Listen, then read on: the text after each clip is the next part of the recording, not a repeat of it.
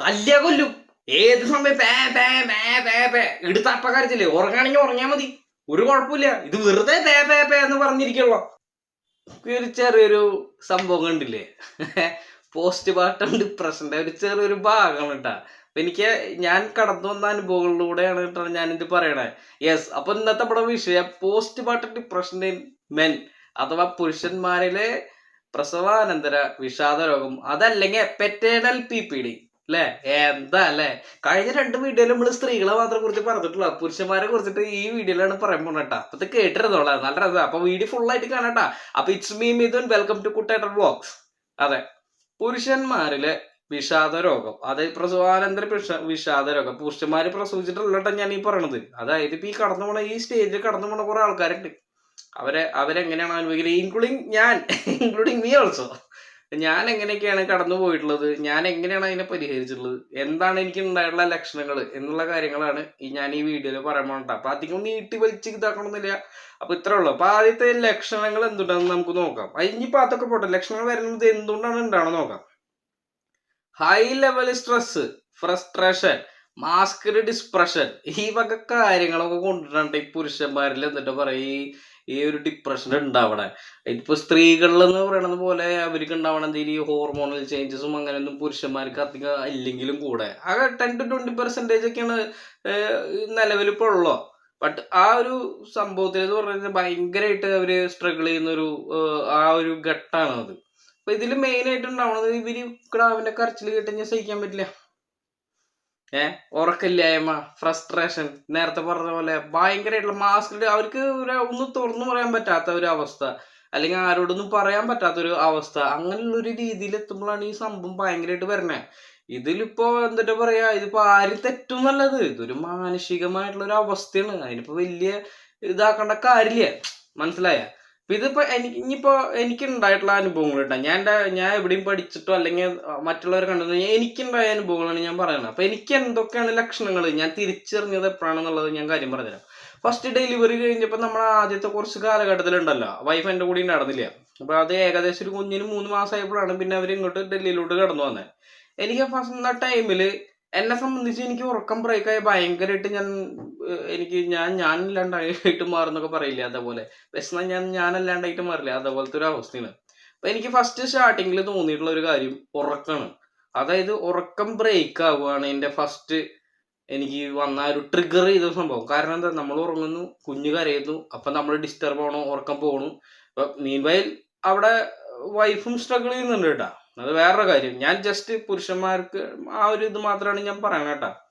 അപ്പൊ ഉറക്കം മെയിനായിട്ട് ഡിസ്റ്റർബ് ആയി കഴിഞ്ഞാൽ ആകെ തകടുപൊടി. ആ ഡിസ്റ്റർബ് ആവെന്ന് പറഞ്ഞു കഴിഞ്ഞാൽ നമ്മൾ അങ്ങനെ എന്താ പറയാ, ഞെട്ടിയെനിക്ക് അങ്ങനെയല്ല, കരച്ചിൽ കേട്ടുകൊണ്ട് ഡിസ്റ്റർബ് ആവണം. അവിടെയാണ് പ്രോബ്ലം. കരച്ചിലാണ്, കുഞ്ഞിന്റെ കരച്ചിലാണ് നമ്മളെ വല്ലാണ്ട് അതിലേക്ക് ട്രിഗർ ചെയ്യണത്. അത് നമ്മൾ ആദ്യത്തെ ഒരു സ്റ്റേജിൽ നമുക്കത് നമ്മളൊരു അച്ഛനായതിന്റെ ഒരു സന്തോഷം, അല്ലെങ്കിൽ ഒരു പാരന്റ്ഹുഡിന്റെ ആ ഒരു ഇതിൽ നമ്മൾ എടുക്കുമെങ്കിലും കൂടെ ക്രമേണ ഈ സംഭവം നമുക്ക് ഭയങ്കരമായിട്ട് ഇറിറ്റേഷൻ ആയിട്ട് തോന്നും. ഇറിറ്റേഷൻ ഭയങ്കരമായിട്ട് പെട്ടെന്ന് തന്നെ ദേഷ്യം വരാൻ, തല്ലിയ കൊല്ലാൻ തോന്നും ചില സമയത്ത്.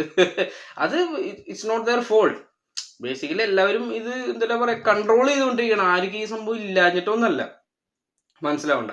അപ്പൊ അതാണ് മെയിനായിട്ട് ഉറക്കത്തിന്റെ അതൊരു ബ്രേക്ക്. അതായത് രാത്രി പിറ്റേ ദിവസം കാലത്ത് എനിക്ക് പണിക്ക് പോകണം. അപ്പൊ ബോഡി വീക്ക് ആവണം, ടയർഡ് ആവണം, മെന്റലി പീസ് ആവണില്ല. അപ്പൊ അതാണ് അതിന്റെ ഫസ്റ്റ് കാര്യം. രണ്ടാമത്തെ ലക്ഷണം എന്ന് പറഞ്ഞു കഴിഞ്ഞാൽ, അതായത് നമ്മുടെ ഒരു ഫ്രീഡം ഇല്ലാണ്ടാവുക. മനസ്സിലായി. ഫ്രീഡം എന്ന് പറഞ്ഞു കഴിഞ്ഞാൽ നിങ്ങൾക്ക് അങ്ങോട്ട് തിരിയാൻ പറ്റില്ല, ഇങ്ങോട്ട് തിരിയാൻ പറ്റില്ല, ഇങ്ങോട്ട് പോകാൻ പറ്റില്ല. പണി മാറ്റി വന്നു കഴിഞ്ഞാൽ കൊച്ചിനെ കയ്യിൽ തന്നു കഴിഞ്ഞാൽ അങ്ങനെ ഇരിക്കണം, ഇങ്ങനെ പിടിച്ചോണ്ട്. ഉറക്കാണെങ്കിൽ ഉറക്കുക, അല്ലെങ്കിൽ ഓണറാണെങ്കിൽ അവരുടെ കൂടെ കളിക്കണം. It's A good thing. പക്ഷെ അത് ഇങ്ങനെ ഒരു ഡിപ്രഷൻ സ്റ്റേജിലേക്ക് വന്നു കഴിഞ്ഞാൽ നമുക്ക് ആ ഒരു ഫ്രീഡം ഇല്ലാത്ത പോലെ തോന്നും. എനിക്ക് അങ്ങനെ ഉണ്ടായിട്ടാ. പക്ഷെ ഞാനതൊക്കെ വളരെ നിസ്സാരമായിട്ട് ഞാനത് ഈസി ആയിട്ട് ഞാൻ സിമ്പിളായിട്ട് എന്താ പറയാ അടിപൊളിയായിട്ട് നമ്മളത് കൺട്രോൾ ചെയ്ത് ഭയങ്കര ഹാപ്പി ആയിട്ടാണ് പോകുന്നത്. എനിക്ക് ഒരു കുഴപ്പമില്ല. ഇപ്പൊ നമ്മളത് തിരിച്ചറിയണം, അത് നമുക്ക് ഇതാണ് അതിന്റെ പ്രോബ്ലം. നമുക്ക് ഇങ്ങനെയൊക്കെ ട്രീറ്റ് ചെയ്ത് കഴിഞ്ഞാൽ ഇങ്ങനെയൊക്കെ ശരിയാവും എന്നുള്ളതിന്റെ ഒരു കാര്യമാണ്. അപ്പൊ 2 ലക്ഷണങ്ങൾ, ഒന്ന് ഉറക്കലേമ, ഒന്ന് രണ്ടാമത്തെ ഈ ഫ്രീഡം ലേമ, മൂന്നാമത്തത് ഫ്രസ്ട്രേഷൻ.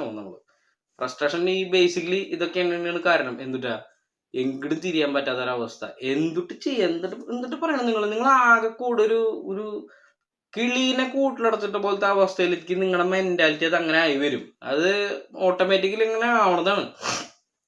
അതിപ്പോ വേറെ പ്രത്യേകിച്ച് ആരും നിങ്ങൾ ആക്കണതല്ല. കാരണം നിങ്ങൾ ആദ്യം ചെയ്തുകൊണ്ടിരുന്ന പല കാര്യങ്ങളും നിങ്ങൾക്ക് ഇപ്പൊ ചെയ്യാൻ പറ്റില്ല. ഇപ്പൊ വന്ന് പണി മാറ്റി വന്ന് കുടുംബത്തിരുന്ന് ചായ കുടിച്ച് പുറത്തേക്ക് ഇറങ്ങുന്ന നടക്കില്ല പരിപാടി. അപ്പൊ അങ്ങനെയുള്ള ഒരു എന്നിട്ട് ഒരു വല്ലാത്ത ജാതി ഫ്രസ്ട്രേഷൻ, ഒരു ഇരുട്ട്. പിന്നെ ഏത് സമയം കുഞ്ഞിന്റെ കരച്ചിൽ കേൾക്കുമ്പോ ആ കരച്ചിൽ നമ്മളെ ഭയങ്കരമായിട്ട് ട്രിഗർ ചെയ്തത്. അങ്ങനെ ഒരു സംഭവമാണ്. അപ്പൊ ഇതൊക്കെയാണ് ഇതിന്റെ മെയിൻ ലക്ഷണങ്ങൾ. അതായത് ഈ സാധനം ഉണ്ടാവാനുള്ള ആ ഒരു സംഭവം ഉണ്ടല്ലോ, ആ ഒരു സ്റ്റേജ്. ഞാൻ ബി ഓണസ്റ്റ്ലി ആണ് പറയണേ, എനിക്കുണ്ടായ അനുഭവമാണ് ഞാൻ പറയണേ. എനിക്ക് ഇപ്പൊ ഒരു വീട് തല്ലി പൊളിച്ചിട്ട് 2 ദിവസം കൊണ്ട് വാർക്കാൻ പറഞ്ഞു കഴിഞ്ഞാൽ ഞാൻ പണിത് അടിപൊളിയാക്കും. പക്ഷെ കുഞ്ഞിന്റെ കരച്ചിൽ എനിക്ക് ഹാൻഡിൽ ചെയ്യാൻ പറ്റില്ല. അത് നടക്കണ കേസല്ല. അത് തിരിച്ചറിയാനായിട്ട് ഭയങ്കര കഷ്ടപ്പെട്ടു. എനിക്ക് ഇതാണ് സംഭവം, അല്ലെങ്കിൽ ഇതായിരുന്നു എന്നൊക്കെ. ഈ കരച്ചിലാണ് ഏറ്റവും കൂടുതൽ. ഈ കരച്ചിലുകാരൻ തന്നെയാണ് കേട്ടോ കുറെ ഇതാവണം. അതെന്താന്ന് വെച്ച് കഴിഞ്ഞാൽ ഐസൊലേറ്റഡ് ആയിട്ട് ആവണോണ്ടാണ്. നമ്മൾ ഇങ്ങനെ എന്താ പറയാ, നമ്മളെ നോക്കാൻ ആരും ഇല്ലാണ്ടാവുമ്പോ, അല്ലെങ്കിൽ ഇപ്പൊ വൈഫ് ആണെങ്കിലും എന്താ വൈഫ് കുഞ്ഞു ഞാൻ ഈ 3 പേരല്ലാണ്ട് നമുക്കൊരു ഒരു ഫാമിലി മെമ്പേഴ്സ് അടുത്തില്ലെങ്കിൽ ഉണ്ടാവണതാണ് അതിന്റെ മെയിൻ ഒരു ഇഷ്യൂ. അതിപ്പോ എല്ലാവരുടെ സാഹചര്യം അങ്ങനെ ആവണമെന്നില്ല. ഇതിപ്പോ എല്ലാ പുരുഷന്മാരും അനുഭവിക്കണമെന്നില്ല. ഈ സംഭവമൊക്കെ ഉണ്ടാവണത് അത് ആളുടെ സിറ്റുവേഷൻ അനുസരിച്ചിട്ടാണ്.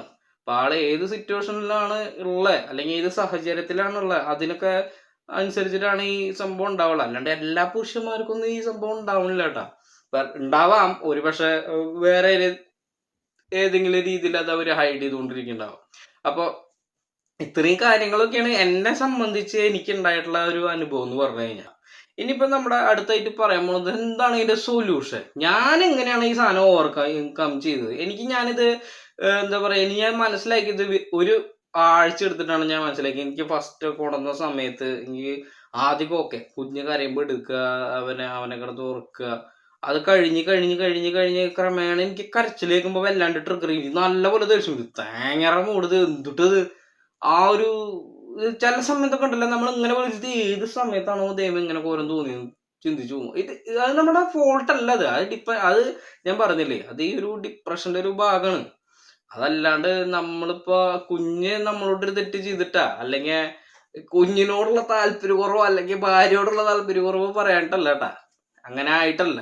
അപ്പൊ ഇത് ബേസിക്കലി ഡിപ്രഷന്റെ ഒരു ഭാഗം കൊണ്ടാണ് നമ്മൾ പലതും റിയാക്ട് ചെയ്ത് പോണേ. അതാണ് ഞാൻ പറഞ്ഞതിന്റെ ഉദ്ദേശം. മനസ്സിലായോ? അപ്പൊ ഞാൻ എങ്ങനെയാണ് അതിനെ റിക്കവർ ആക്കിയെന്നുള്ളത് ഞാൻ പറഞ്ഞുതരാം. സിമ്പിൾ ആയിട്ട്, ഞാൻ ഫസ്റ്റ് എനിക്ക് ഇങ്ങനെ ദേഷ്യം വരുമ്പോ എനിക്ക് മെയിൻലി ഞാനൊരു ഷോർട്ട് ടെമ്പേർഡ് മനുഷ്യനാണ്.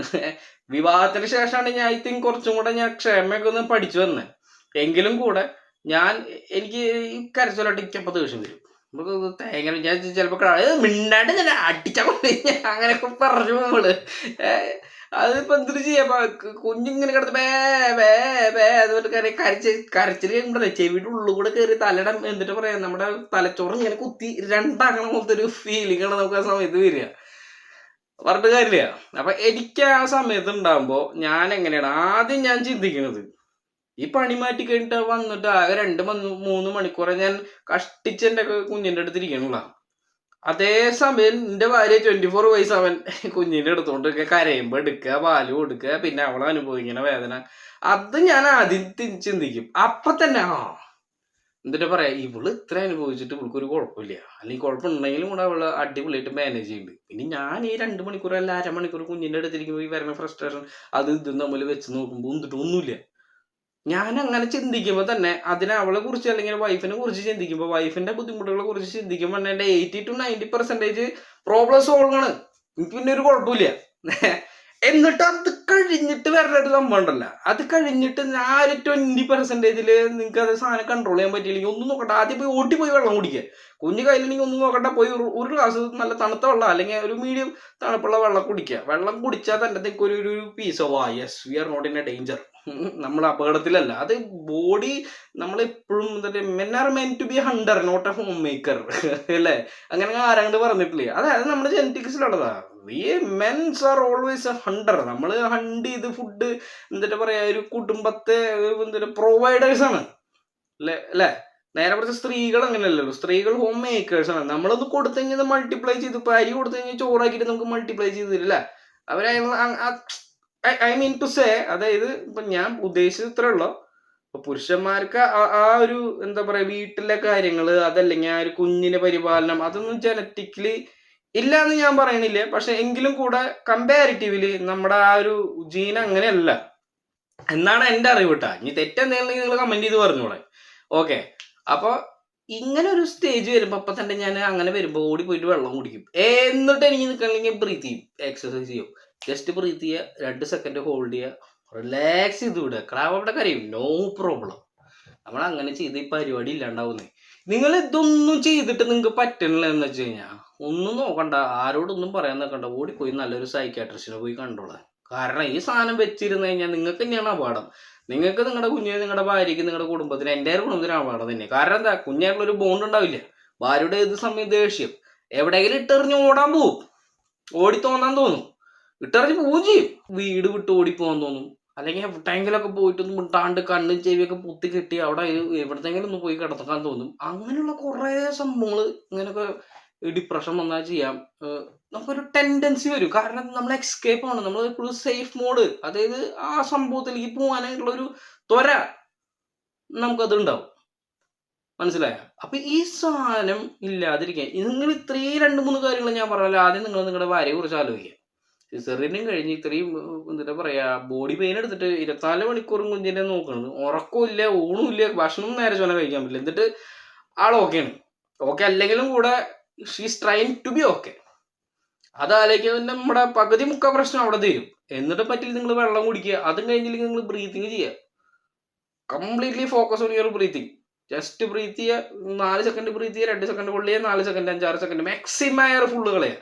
അപ്പോൾ ബ്രെയിൻ റിലാക്സ് ആവും, നമുക്ക് അധികം വലിയ ഫ്രസ്ട്രേഷൻ വരുന്നില്ല. എന്നിട്ട് പറ്റിയില്ലെങ്കിൽ നിങ്ങൾ നല്ലൊരു സൈക്കാട്രിസ്റ്റിനെ പോയി കണ്ട് കൗൺസിലിംഗ് ഒക്കെ ചെയ്ത് കഴിഞ്ഞാൽ പരിപാടി സോൾവ് ആവുന്ന പരിപാടികളോട്ടാ.